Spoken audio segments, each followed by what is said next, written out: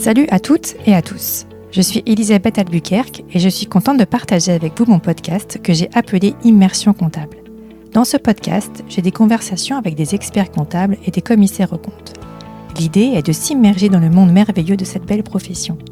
Moi-même étant experte comptable et commissaire aux comptes, je sais que nous n'avons pas toujours une image qui reflète la réalité.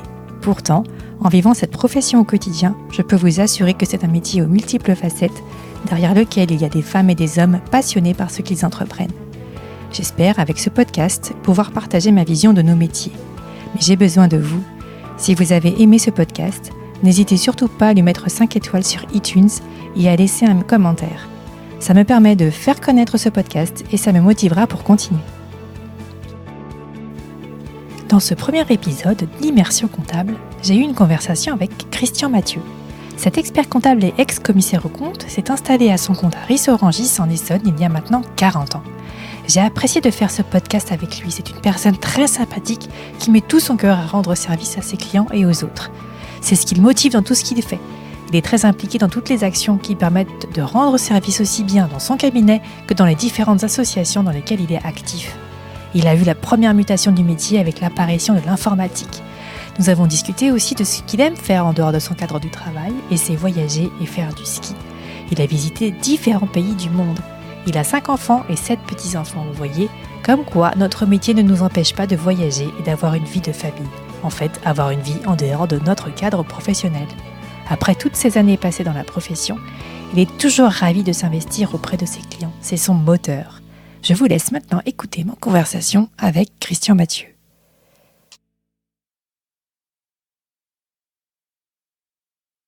On est parti.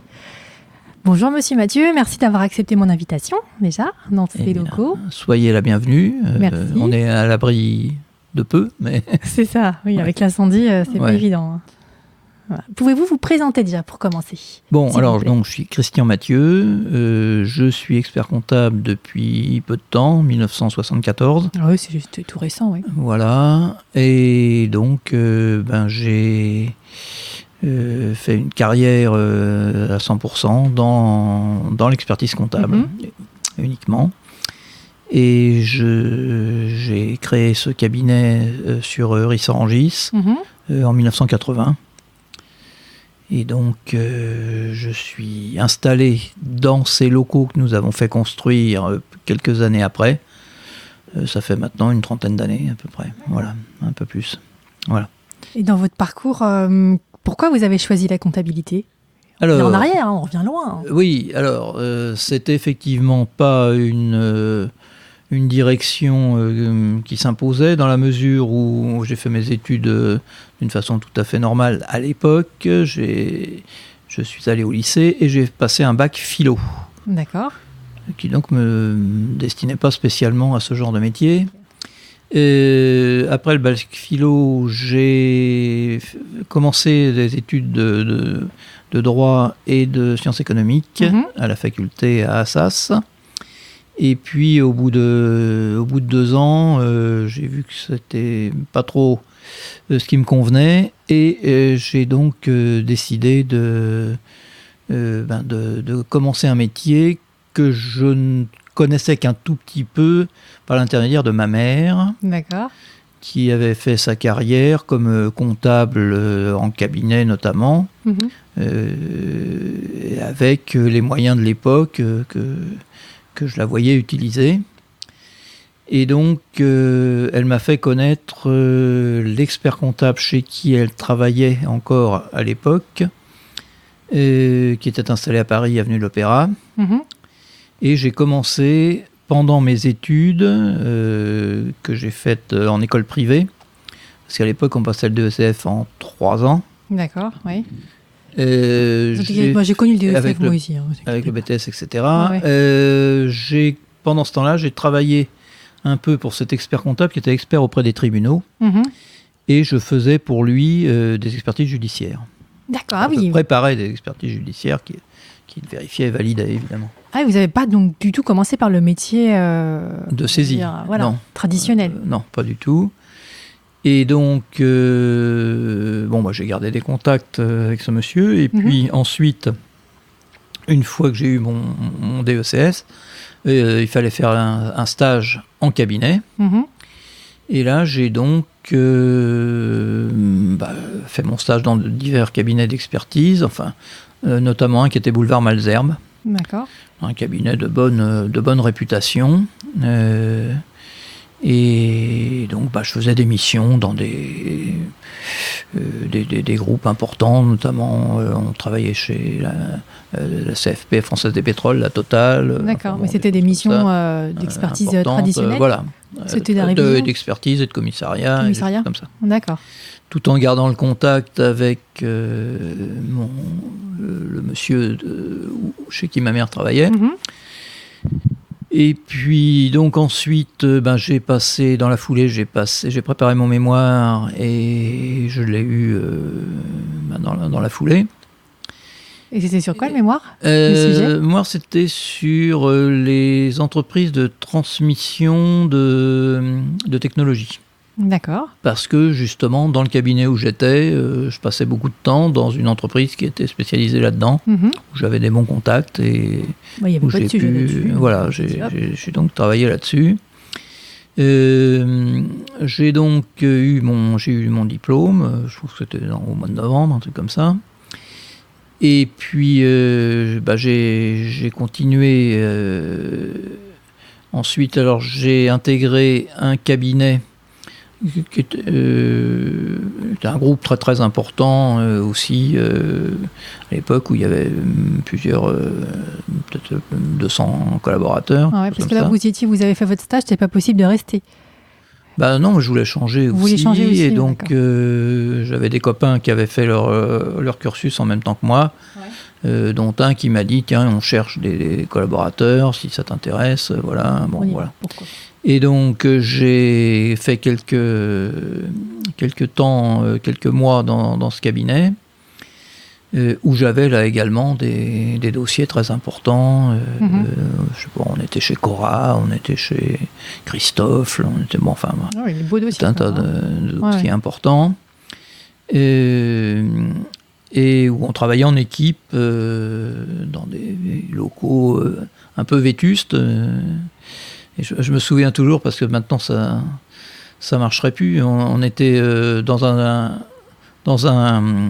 bureau, il y avait 6 bureaux et 6 personnes, et tout le monde fumait là-dedans. Ah oui, non, là, c'est plus possible. Mais c'était, dans les entreprises, c'était comme ça partout. Je sais, j'ai connu moi aussi, fumer à l'intérieur des bureaux. Une horreur. Bon. Et c'est là que j'ai connu les premières transformations technologiques, où j'ai vu apparaître des machines à calculer.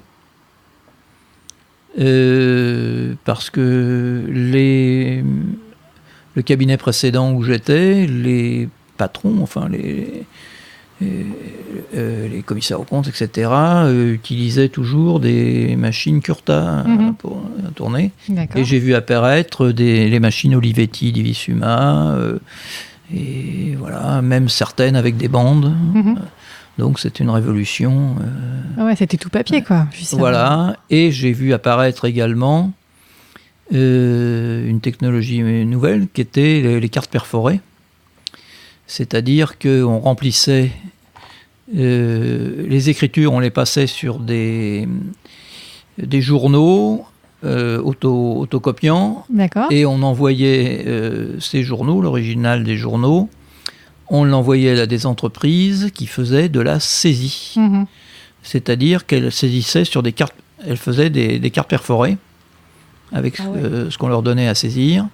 Et ces cartes perforées étaient ensuite intégrées dans un système qui éditait un grand livre, un journal et un grand livre.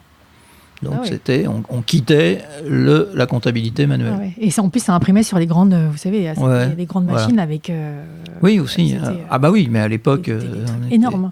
Oui, c'était des trucs énormes. Les secrétaires à qui on donnait les bilans ensuite à taper, elles avaient des machines à écrire monumentales, elles tapaient sur des systèmes avec des carbones incorporés. Ah oui, carrément. Voilà, et pour faire la reproduction, c'était des feuilles qui étaient perforées et qu'on mettait dans des machines, des rotos, je sais pas quoi, des machines qui imprimaient, quoi. Ouais. Voilà. D'accord. Ouais, vous avez vu l'évolution du révolution extraordinaire.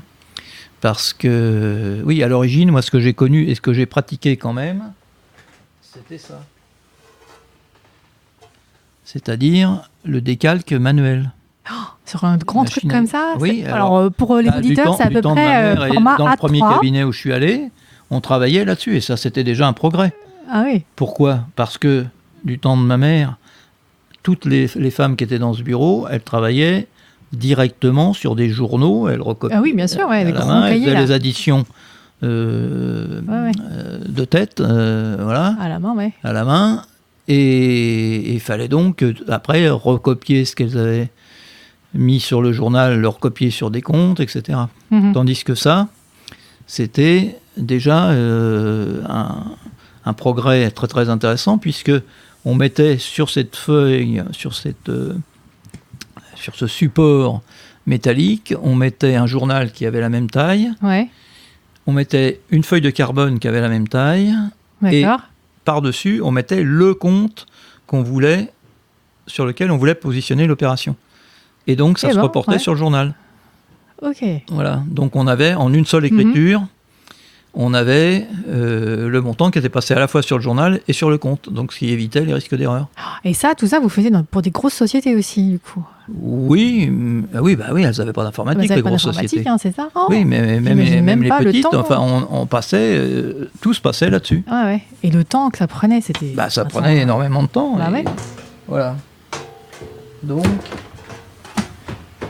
Donc j'ai vu le passage de ça à le début de l'informatique, disons, qui était la saisie sur carte perforée.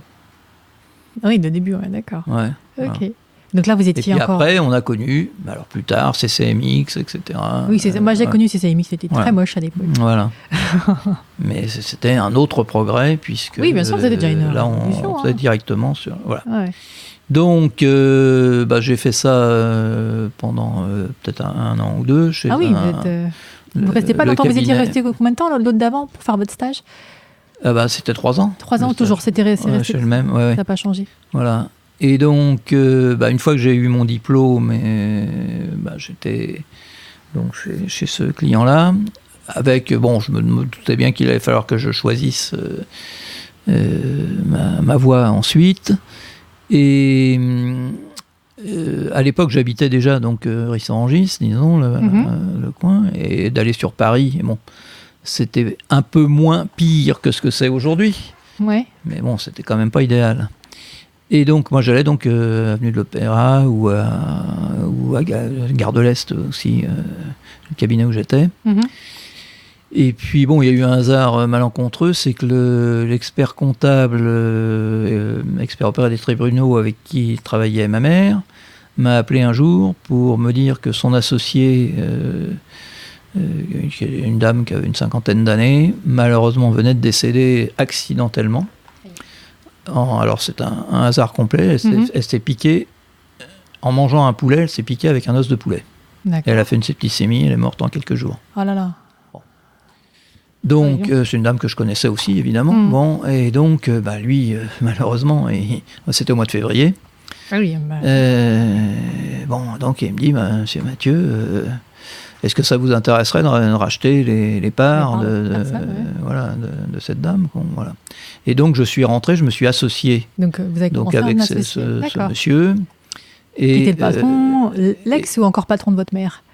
Ah non, ma mère n'y était plus. Donc c'était l'ex-patron de votre mère. Non. Ah, c'est fou. Ça. Non. Et donc, c'était un cabinet qui avait une demi-douzaine de personnes, quoi. C'était un petit cabinet.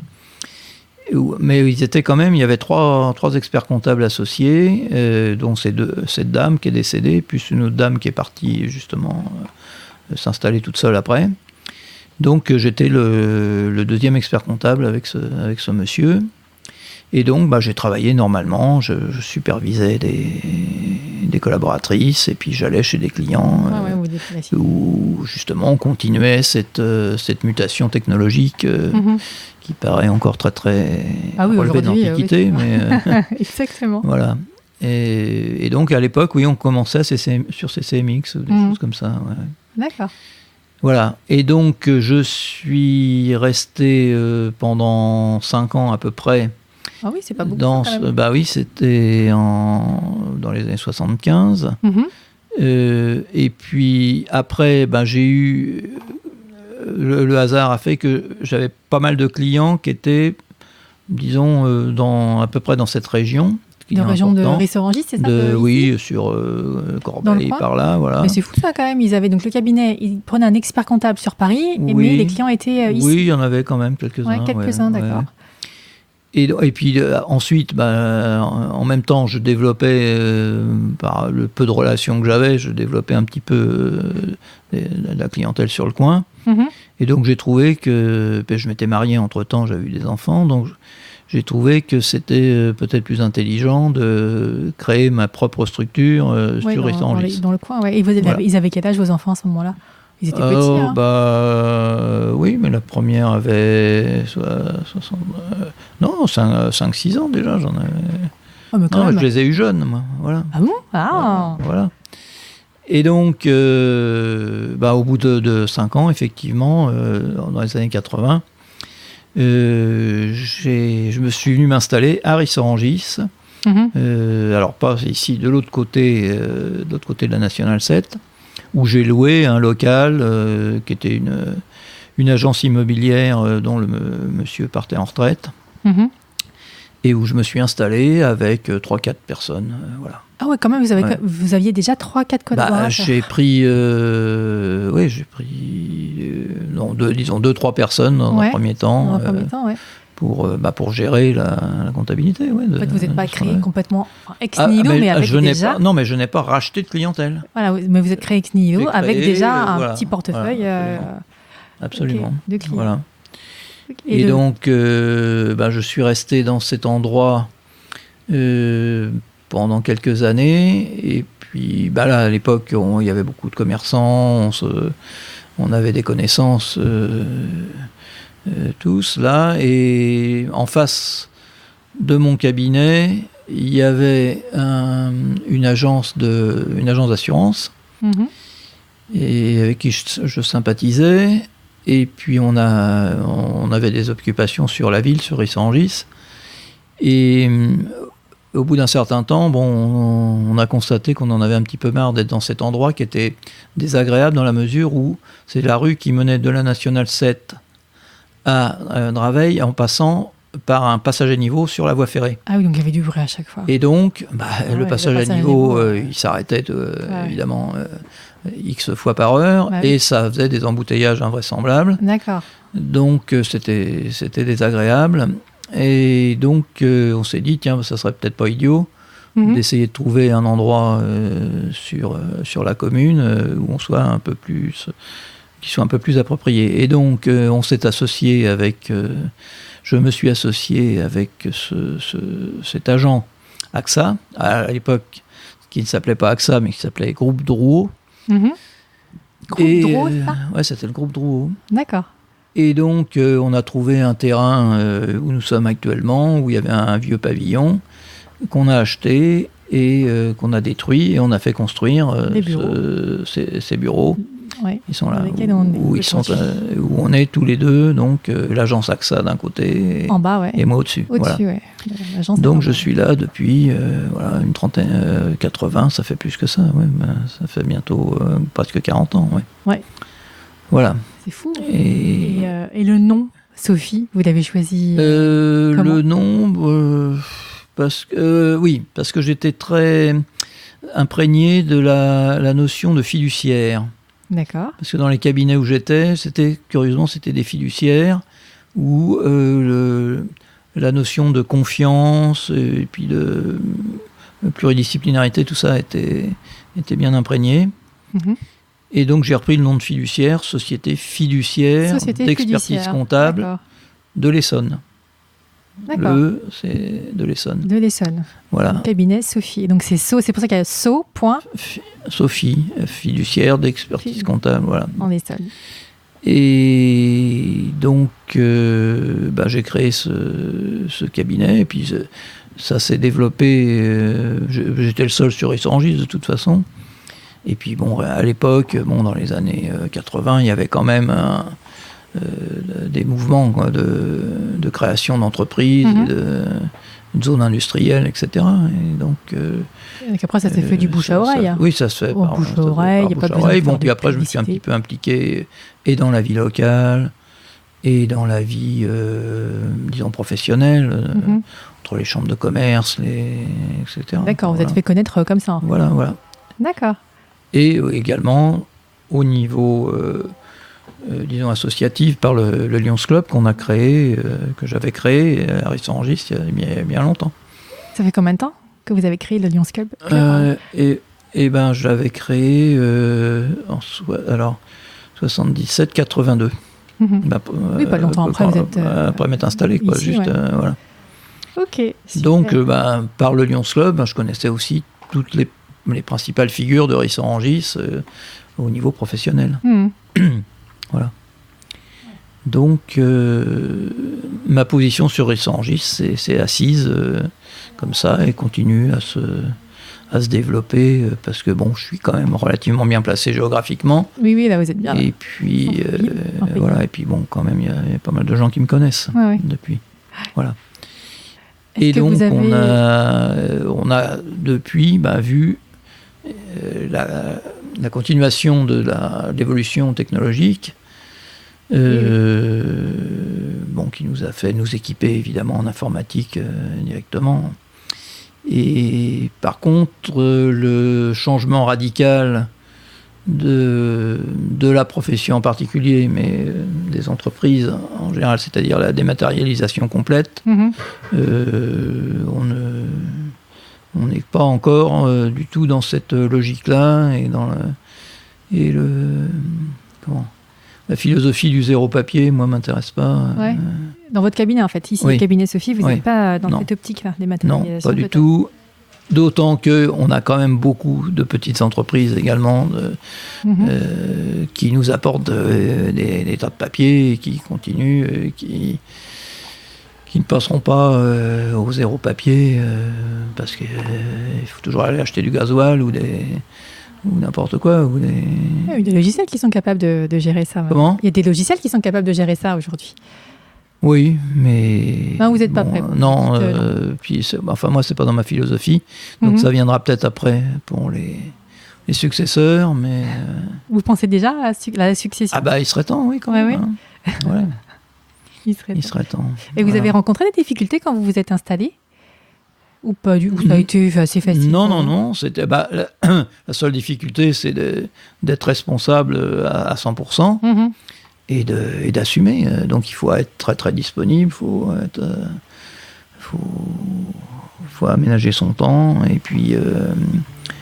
puis savoir que ce qu'on vend c'est du service. Oui, tout à fait. Donc voilà, faut être là déjà pour le vendre et puis ensuite faut avoir l'esprit pratique et être très réactif et très réaliste. Ouais, réaliste, d'accord. Voilà, oui. Ok. Éviter d'avoir des retards et puis répondre à toutes les questions. Les clients sont enquiquinés par tous les embêtements qui leur viennent de l'administration fiscale, des caisses sociales, des banques.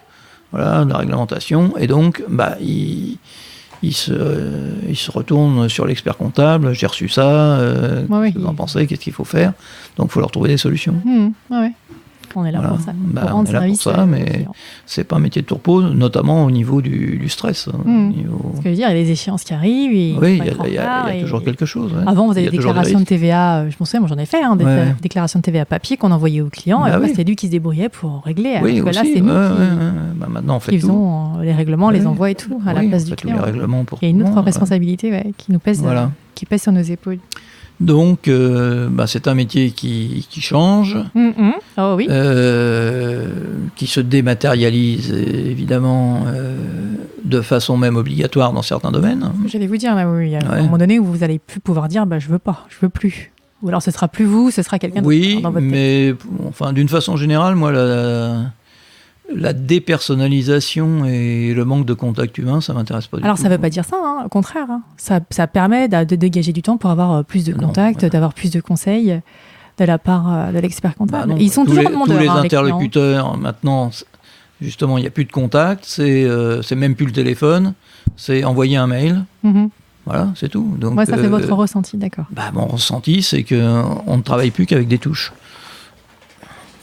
Il n'y a plus de personnes, sauf avec les clients, quand même. Enfin, la majeure partie des clients qu'on a, soit parce qu'ils sont d'une génération ancienne, soit parce que, notamment les gens d'origine étrangère, ils aiment bien quand même avoir des explications orales et qu'on prenne le temps de leur expliquer comme il faut. Voilà.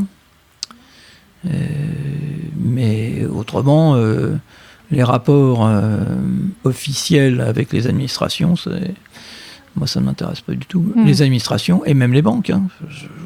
Les banques, oui, c'est beaucoup. Il n'y a plus beaucoup de gens au guichet, etc. Ils vous disent vous mettez un chèque, vous venez à la machine et puis vous le faites, quoi. Ouais, de venir à la clé. Absolument. Bon, donc moi ça ne m'intéresse pas. Alors, pour en revenir à votre parcours, à quel moment vous vous êtes dit c'est bon, j'ai réussi, je sais que... j'ai réussi le diplôme. À partir de ce moment-là, vous vous êtes dit j'ai réussi par rapport à votre cabinet. Quand vous êtes installé, à quel moment vous vous êtes dit c'est bon, j'ai réussi, mon cabinet il va tenir il va tenir parce qu'il n'a fait que se développer. Voilà. Parce que maintenant on est, mettons, une vingtaine de personnes. Et puis on s'est développé sur le 78 parce que grâce à un copain d'études qui habitait dans le coin et qui s'est établi dans le coin également avec des relations de clients du côté d'où il était, là, de Maurepas. Et voilà, donc on est implanté un peu là-bas, et puis on a un pied-à-terre à Paris éventuellement pour recevoir des clients. Boulevard Murat, si.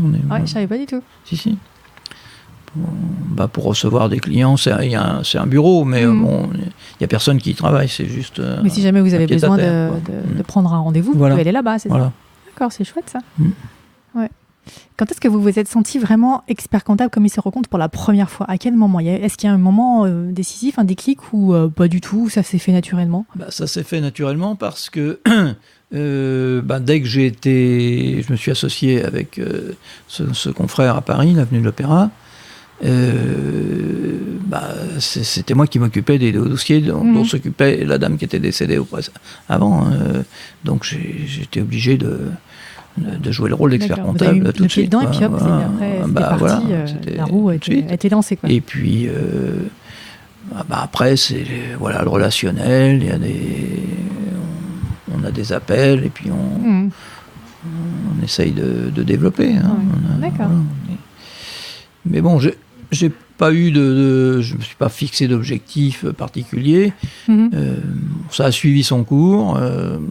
Vous avez pris les occasions, les opportunités qui se présentaient, et puis vous êtes dit, allez, pourquoi pas, là, et on continue, on avance. Vous avez avancé, mais sans forcément réfléchir sur du long terme. C'est ça? Non, tant que ça tournait normalement, et que le but d'une entreprise, c'est d'arriver à faire vivre ses salariés en temps de travail correctement. Hein, et de toute façon, la sanction, elle est immédiate. Si on n'est pas sérieux, les clients ils s'en vont au bout de quelques temps. Et après, ça parle. Voilà. Bouche à oreille pour venir, mais bouche à oreille pour partir aussi. Voilà, dans la profession. Et qu'est-ce qui vous plaît le plus dans votre métier? Déjà l'expertise, et puis du tout le commissariat aux comptes. Oui, vous avez arrêté. J'ai arrêté parce que ce métier ne me plaît plus du tout. Mais bon, j'en ai profité quand même largement pendant très longtemps sur des dossiers intéressants. C'est l'impression de rendre un service qui est mesurable immédiatement. D'accord. Parce que ça répond à des choses matérielles, des obligations de déclaration, des relations avec les banques, des diagnostics quand même sur la santé des entreprises également. Hein. Dire à quelqu'un qu'il ne va pas s'en sortir, qu'il faudrait mieux qu'il fasse comme ci ou comme ça. Et puis l'empêcher d'avoir des ennuis. Parce que quand même l'encadrement en France de l'administration est quand même plutôt dur. Voilà. Est-ce que vous trouvez que les demandes des clients, justement, elles ont évolué depuis vos débuts ou pas forcément? Oui, parce qu'elles ont beaucoup plus maintenant déjà Au niveau de la fiscalité, quand même, les risques sont de plus en plus importants. Et puis les moyens de contrôle également. Oh oui. Et puis il y a des obligations. Enfin, ça change tous les jours, notre environnement. Mais enfin, il y a des obligations nouvelles, justement, pour éviter les fraudes et qu'il faut essayer de respecter. Bon. Ouais, et puis, ça, c'est au niveau comptable et fiscal. Mais au niveau social, c'est épouvantable. La mentalité et la législation, on est tourné sur un système où le patron a toujours tort, même pour des choses totalement invraisemblables. Quoi. Bon, voilà. Mais au niveau des demandes des clients, il n'y a pas des choses différentes par rapport à vos débuts? Des demandes qui ont évolué Déjà, le minimum, c'est d'être à jour et de leur éviter les ennuis. Ça, s'ils prennent un expert comptable, c'est pour ça. En fait, c'est pour les obligations qu'ils ont, en fait. Les obligations qu'ils ont. Bon, ensuite, pour les plus évolués, il y a notre devoir de conseil qui fait qu'on devrait les accompagner et discuter avec eux un peu plus. Pour ça, il faut avoir le temps, et malheureusement, moi, j'en ai pas beaucoup. Mais bon, quand ils demandent, bien entendu, quand ils ont besoin de prévisionnel ou de situations intermédiaires, on leur fait, mais on n'en est pas à des tableaux de bord systématiques tous les mois avec des discussions, parce qu'on n'a pas le temps de faire tout ça. Vous avez jamais pensé à vous associer avec quelqu'un pour justement pouvoir avoir du temps pour faire d'autres choses? Non. Non. Vous n'avez pas passé par l'esprit du tout? Non, pas du tout, non. Est-ce que vous avez un mentor, quelqu'un qui vous a vraiment marqué en expertise ou en commissariat aux comptes, que vous admirez? Non, parce que je suis tout seul depuis, je vous dis, 1980 pratiquement. Donc j'ai beaucoup appris de l'expert avec qui je me suis associé pendant quelques années. Encore que c'était quelqu'un de très très traditionnel et donc il faisait, je vous dis, de l'expertise judiciaire. Mais dans la pratique de tous les jours, les cabinets où j'étais étaient bien organisés. Il y avait des structures qui étaient efficaces, etc. Et autrement, non, je me suis pas appuyé sur des gens en particulier. Non, vous n'avez pas eu quelqu'un qui vous a inspiré Non, j'avais des contacts avec des confrères, certains confrères qui ont fait leur chemin chacun de leur côté. Est-ce que vous avez eu des regrets dans votre parcours ou pas du tout? J'aurais pu effectivement m'associer, parce que à titre personnel, en faire plus, c'est guère possible. Il faut avoir des journées de 40 minutes. Gérer 20 personnes, c'est pas raisonnable. J'aurais pu effectivement m'associer, organiser le cabinet d'une façon beaucoup plus efficace au niveau de la répartition du travail, et au niveau également de la rentabilité, parce que j'ai pas le temps de tout faire là aussi. Et donc c'est ce que j'espère mettre en place pour ma succession, justement. D'accord. Trouver quelqu'un qui ait l'expérience de la gestion et de voilà et de la disponibilité pour quand même intervenir également sur les travaux que je fais et que je voudrais un peu laisser un peu plus de côté quand même pour avoir un peu plus de temps de libre. Et puis également faire ce que je ne fais pas, c'est-à-dire le relationnel client, j'en fais pas assez. Voilà, il y a des clients que je n'ai même pas le temps de les voir une fois par an, quoi. Voilà. Donc il y a beaucoup à faire au niveau amélioration et rentabilité. Amélioration du relationnel avec les clients et voir la rentabilité du cabinet, améliorer tout ça, quoi. Ok. Absolument. Très bien. D'après vous, quels sont les facteurs de durabilité pour un cabinet d'expertise? Quelles sont les clés pour pouvoir durer dans le temps? Déjà, pas être tout seul. Raté pour vous. Et puis, être diversifié, ne pas dépendre d'une seule profession. D'accord. Il y en a quelques-uns, effectivement, que j'ai connus qui étaient très, très dépendants. Et puis, d'un autre côté, d'être diversifié amène également, en plus, un intérêt au travail, parce que moi, j'ai trouvé que ce métier était formidable dans la mesure où il me faisait connaître des gens qui avaient des professions que j'aurais jamais soupçonnées. Et puis les voir pratiquer sur des choses que... Diversifier les activités du cabinet ou alors au niveau du cabinet? Non, mais dans la vie économique, nos clients, d'avoir des clients agriculteurs... D'accord, dans l'activité des clients, d'accord. Voilà, et pas de rester dans un secteur d'activité... Voilà, ça fait connaître des tas de métiers, des tas de modes de vie différents qui sont intéressants. C'est ça qui m'a apporté beaucoup. Et puis je vous dis, l'impression de rendre des services qui sont au minimum pour éviter des ennuis aux clients, et puis dans certains cas même qui sont presque vitaux dans la mesure où on peut leur éviter de se casser la figure, ou même s'ils se cassent la figure, on les accompagne dans l'enterrement de l'entreprise. Voilà, c'est donc de la naissance jusqu'à la mort de l'entreprise. C'est ça. Oui. En espérant que ce soit le plus tard possible quand même pour eux. Oui, il y en a. Oui, mais il y en a pour qui c'est absolument indispensable d'arrêter le massacre et d'arrêter de creuser le trou. Quel conseil vous donneriez à un nouveau diplômé qui veut s'installer? Quelles erreurs à éviter, par exemple?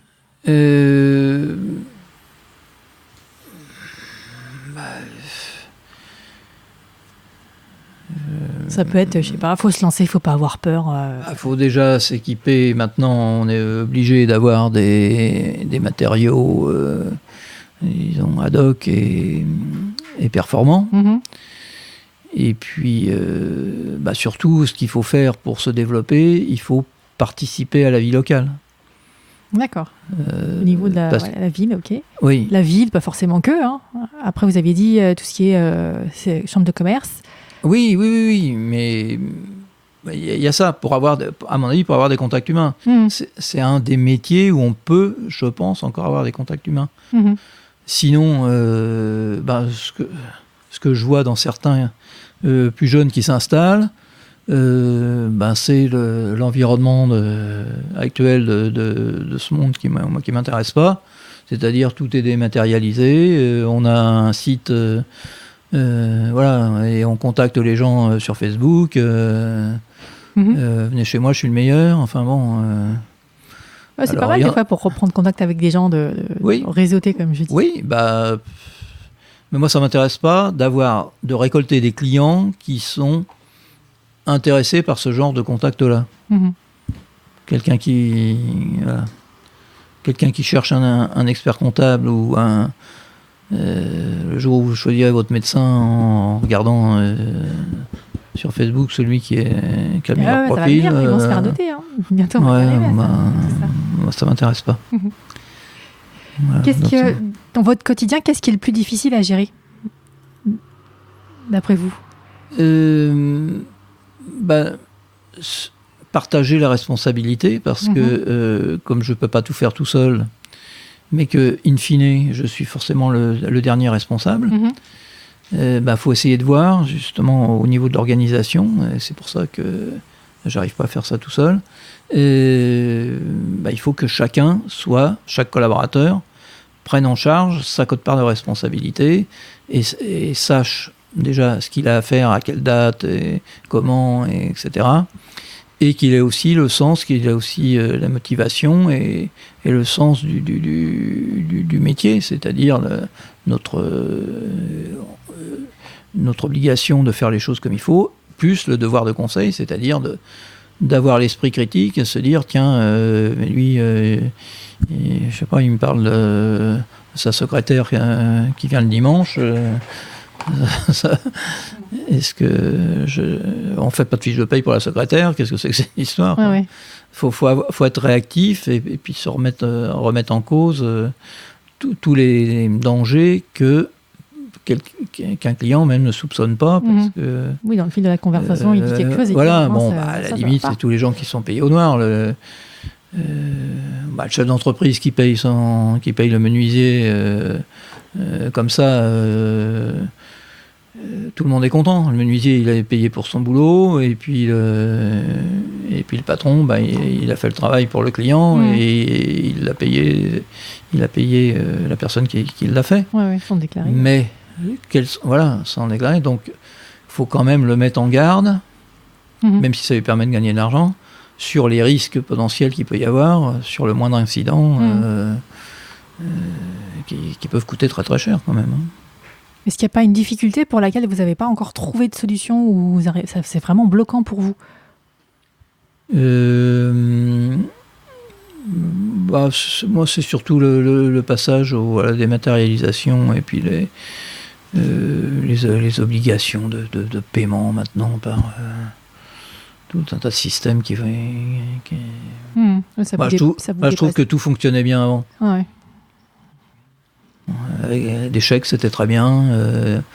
Les remises de chèques, même l'échange qui paye en espèces, pourquoi pas. Voilà.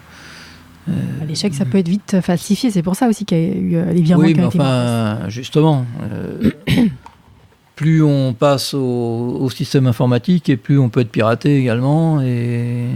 C'est pas faux. Et ça se voit pas forcément. Hein. Mais bon, un chèque que je vais porter à la banque, a priori, il n'y a plus, il y a plus de danger. Si vous deviez exercer un autre métier, qu'est-ce que ce serait ?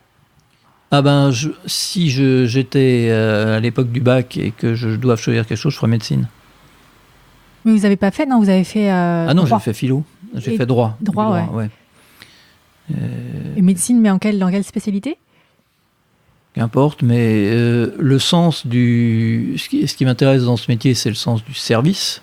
Toujours, ouais, vous restez là-dessus. Alors, j'admire effectivement ce qu'on fait. Il y en a qui le font beaucoup mieux que moi, mais le service, il est encore plus parlant quand c'est la vie elle-même que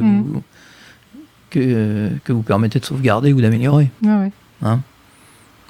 Bon, donc là, c'est clair. Maintenant, je ne sais pas si je serais compétent pour le faire. Mais... vous auriez eu le diplôme, donc forcément, vous auriez pu exercer si vous avez pris cette voie.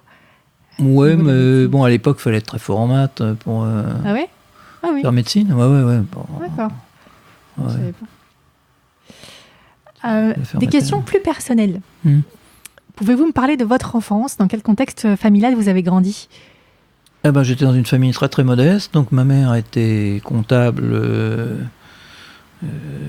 en cabinet, un peu en entreprise également. Mon père travaillait à la SNCF, mais en fait il travaillait au ministère des Travaux publics et des Transports. Donc et il faisait quoi fonctionnaire, disons. Ouais. Il faisait quoi exactement là-bas ? Il était... Quand je dis qu'il était à la SNCF, il a jamais conduit un train. Il était employé administratif. Voilà, c'est ça. Des frères, des sœurs ? J'ai une sœur, simplement. Ouais. Et bon, on était une famille très très modeste. Mes parents n'avaient pas de voiture. On n'avait pas à l'époque, après la guerre, c'était très difficile. On n'avait pas de télévision, il n'y avait pas de téléphone. Voilà. Et on n'était pas tout seul dans ce système-là. Mais ils vous ont poussé, votre sœur et vous, à faire des études.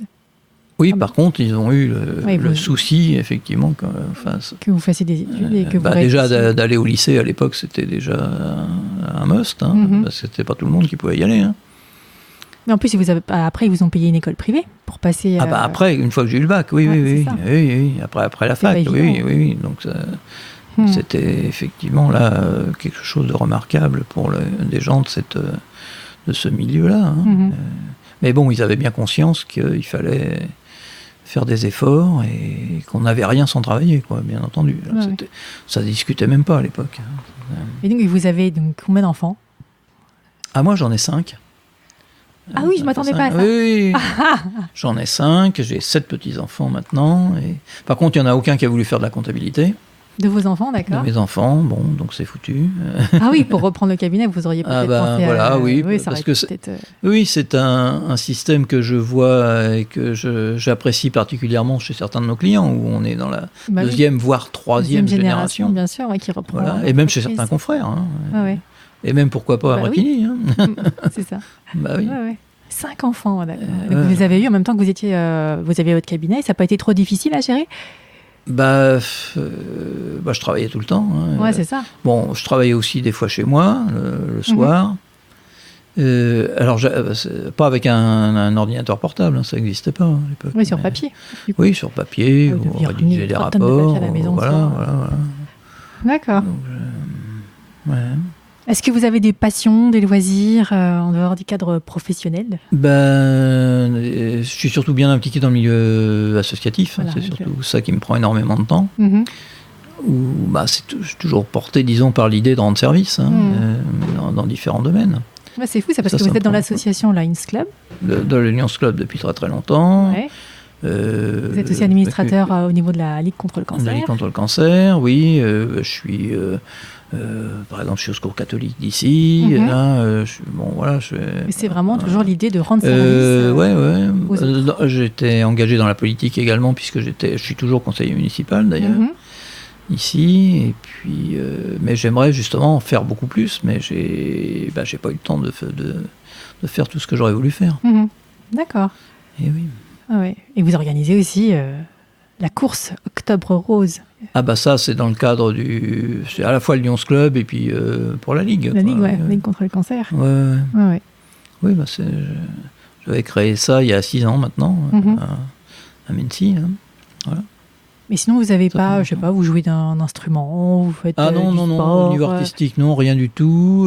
Niveau sport, j'ai pas le temps, malheureusement, d'en faire suffisamment. Donc, vous avez dit que vous étiez inscrit dans une salle de sport. Oui, je suis inscrit. Oui. Mais j'y vais une fois par semaine, 2 fois maximum. Mais il faudrait faire beaucoup plus. Hein. Ouais, ça permet d'évacuer tout ça. Oui. Puis d'éviter d'être complètement rouillé. Hein. C'est ça. Voilà. Qu'est-ce que vous aimez faire, sinon, en dehors du cadre professionnel? Donc tout ça, et plus ou pas? Qu'est-ce que vous aimez vraiment faire? Qu'est-ce qu'il y a un truc qui vous... J'ai beaucoup voyagé, j'ai aimé découvrir le monde. Oui, et avec le métier, c'est compatible de voyager, ça va? Oui, là, ça n'avait pas de rapport avec le métier du tout. Hein. Non, mais de réussir à... Oui, quand on est en profession libérale, on peut quand même dire, je prends la semaine prochaine et je vais n'importe où. Voilà. Et vous êtes parti un peu partout dans le monde? Oui, presque un peu partout, mais il y a encore des pays que je n'ai pas découverts. Autrement, j'aime bien faire du ski, donc j'ai des appartements à Auriaz. Et puis, j'essaye d'en faire encore un petit peu tous les ans. Mais... D'accord. Mais je ne suis pas un sportif, disons, je ne cherche pas des performances ni de battre des records. Non, c'est pour le loisir, c'est vraiment pour le loisir, pour le plaisir, le paysage de montagne. Ça aère l'esprit. Faire ça, voilà. Très bien. Voilà. Et qu'est-ce que vous faites pour faire baisser votre pression, le stress que vous pouvez avoir au quotidien? Est-ce que vous avez un truc? Non, c'est difficile, mais justement, c'est d'avoir d'autres centres d'intérêt. Quand je m'occupe de la banque alimentaire, là, comme en ce moment, je ne pense pas aux déclarations de TVA qui sont en retard. C'est ça, d'accord. Mais ça m'attend à la sortie quand même, c'est ça le problème. C'est ça. Mais ça vous aérère la tête pendant quelques minutes quand même, ça fait du bien. Ouais. Non, mais c'est bien de penser à autre chose. Quoi. Ouais. Mais après, quand vous y remettez, vous n'avez pas l'esprit plus détendu, une fois que vous avez fait cette action-là? Oui, je suis content qu'il y ait d'autres choses dans lesquelles je réussis ou je parviens à faire des choses utiles. Quoi, voilà. Ouais, c'est ça. Mais c'est vrai que je ne suis pas très égoïste pour essayer de développer des loisirs et des plaisirs personnels. Vous, ce qui vous plaît, c'est vraiment de rendre service aux autres. Oui, voilà. Alors déjà avec 5 enfants, y a de quoi s'occuper pour rendre service. Et puis les petits-enfants derrière, bien sûr. Et puis, tout ce qu'on voit autour. Il y a des tas de choses à faire. Voilà. Est-ce que vous avez une devise, une phrase fétiche, une expression fétiche? Non. Mais qu'on n'a rien sans effort. Quoi. D'accord. Il n'y a rien sans effort, à tout point de vue. Ok, notre métier, il veut bien ça. Ouais. Est-ce que vous avez quelque chose que vous auriez aimé mettre en place, mais que vous n'avez pas eu le temps de faire?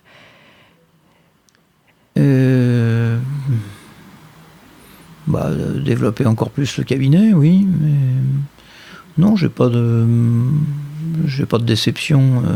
Non. Non, je pense pense pas avoir loupé quelque chose d'important, non. Okay. Est-ce que vous avez un rituel du matin, du midi ou du soir ou autre? Ah non. Vous n'avez aucun rituel? Je suis très réactif et je m'adapte.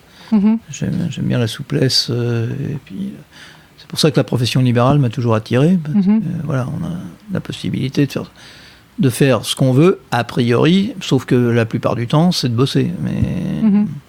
Mais le matin, vous n'avez pas vos petits rituels? Je me réveille à telle heure, je fais que ça, comme ça. Non.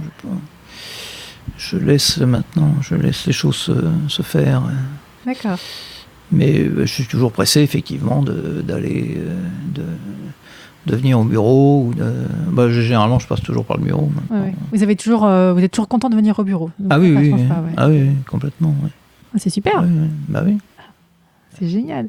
Est-ce que vous avez un message à faire passer ou quelque chose que vous voulez dire, qui vous tient à cœur, ou une question que je vous ai pas posée? Je